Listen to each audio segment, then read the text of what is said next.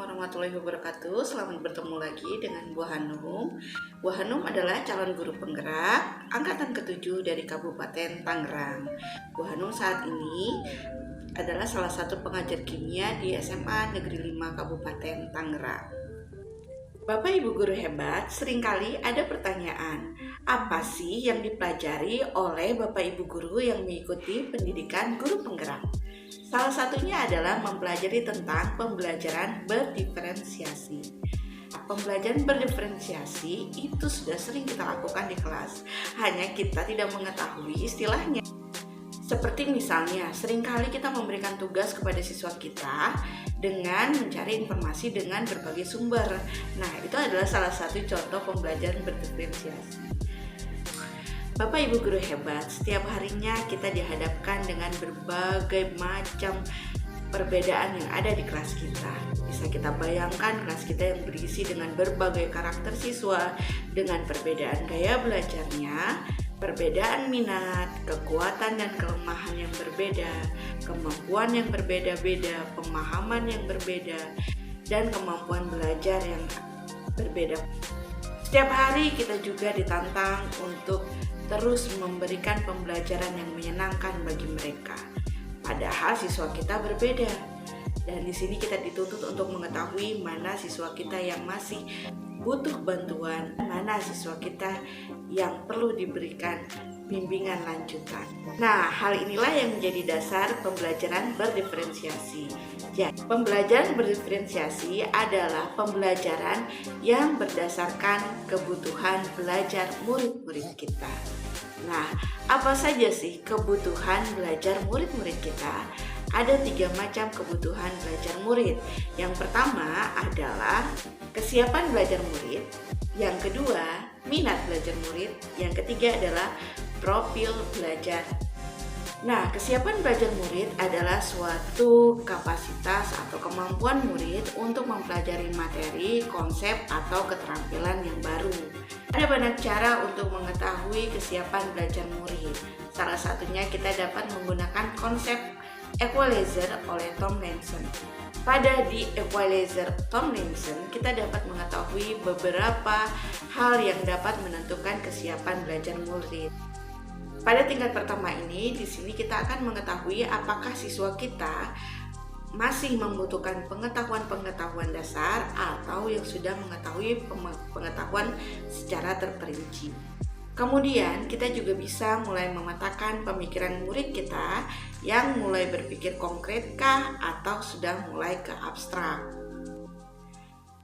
Beberapa murid juga bisa kita petakan pemikirannya apakah masih bersifat sederhana atau kompleks. Nah, kita juga perlu mengetahui apakah siswa kita apabila diberikan tugas masih membutuhkan petunjuk-petunjuk yang jelas atau cukup dengan diberitahukan secara sederhana mereka sudah mengetahui apa yang mereka akan lakukan.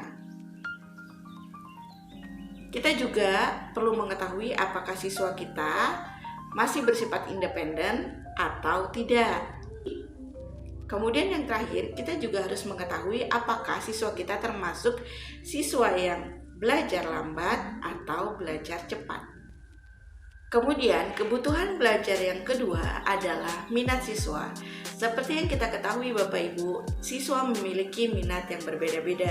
Sebaiknya kita sebagai guru mengetahui minat mereka masing-masing sehingga pembelajaran yang kita berikan menjadi lebih bermakna. Apakah siswa kita menyenangi musik? Apakah siswa kita menyenangi film? Ataukah siswa kita menyenangi podcast? Nah, kita harus tahu mereka senangnya apa sehingga pembelajaran yang kemudian nanti kita akan rancang bisa kita sesuaikan dengan minat dan bakat mereka. Yang terakhir adalah profil belajar murid. Salah satu profil belajar murid yang paling bisa kita lakukan adalah mengetahui gaya belajar mereka. Nah, kita bisa menggunakan tes-tes yang ada di luar. Nah, ada banyak sekali website yang menyediakan tes profil gaya belajar atau kita bisa menggunakan tes yang sudah divalidasi. Seperti contohnya tes gaya belajar oleh Dan and Dan. Bapak Ibu guru, di dalam pembelajaran guru seringkali dituntut untuk mengetahui bagaimana sih pemahaman konsep dari murid-murid kita. Nah, sama seperti dokter yang harus mendiagnosa penyakit dari seorang pasiennya, guru juga harus mendiagnosa apa sih yang menjadi kendala atau yang menjadi kekuatan dan kekurangan dari proses pembelajaran yang dilakukan oleh murid-murid kita. Salah satunya adalah dengan assessment. Bapak Ibu guru, penilaian ini akan menjadi sebuah kompas atau arahan dalam melakukan praktek pembelajaran berdiferensiasi. Menurut Tomlinson dan Moon, penilaian adalah proses mengumpulkan, mensintesis, dan menafsirkan informasi di kelas untuk tujuan membantu pengambilan keputusan guru. Nah, di sini mencakup berbagai informasi yang membantu guru untuk memahami murid mereka dan memantau proses belajar mengajar dan membangun komunitas kelas yang efektif. Nah, ada 3 perspektif assessment yang dapat kita lakukan di kelas. Yang pertama adalah assessment for learning, yang kedua assessment of learning, dan yang ketiga adalah assessment as learning. Mari kita bahas ketiga assessment ini. Nah, yang pertama adalah assessment for learning. Nah, assessment for learning adalah assessment yang dilakukan selama proses pembelajaran berlangsung. Dan assessment ini digunakan sebagai acuan untuk memperbaiki proses pembelajaran kita di kelas. Assessment of learning adalah penilaian yang dilakukan setelah pembelajaran berakhir atau yang kita kenal dengan tes sumatif.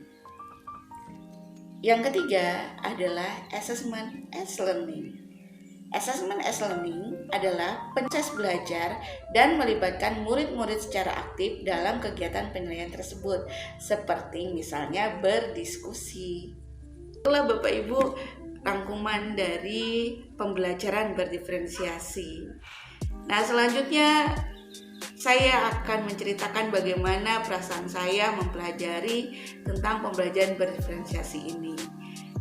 Bapak Ibu, ada satu kutipan Ki Hajar Dewantara yang cukup membekas di hati saya. Nah, saya akan bacakan untuk Bapak Ibu. Serupa seperti para pengukir yang memiliki pengetahuan mendalam tentang kayu, jenis-jenisnya, keindahan ukiran, dan cara-cara mengukirnya. Seperti itulah seorang guru seharusnya memiliki pengetahuan mendalam tentang seni mendidik.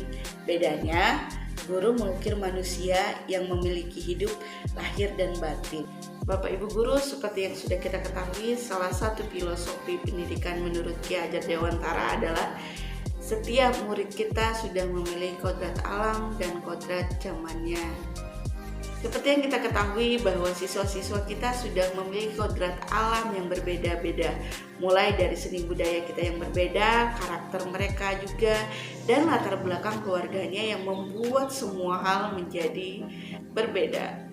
Kodrat zaman juga mempengaruhi bagaimana siswa-siswa kita belajar saat ini. Di abad 21 mereka sudah mulai mengenal banyaknya arus informasi yang dapat mereka peroleh secara cepat. Pembelajaran berdiferensiasi ini menuntut bagaimana kita merancang sebuah pembelajaran yang menyenangkan, di mana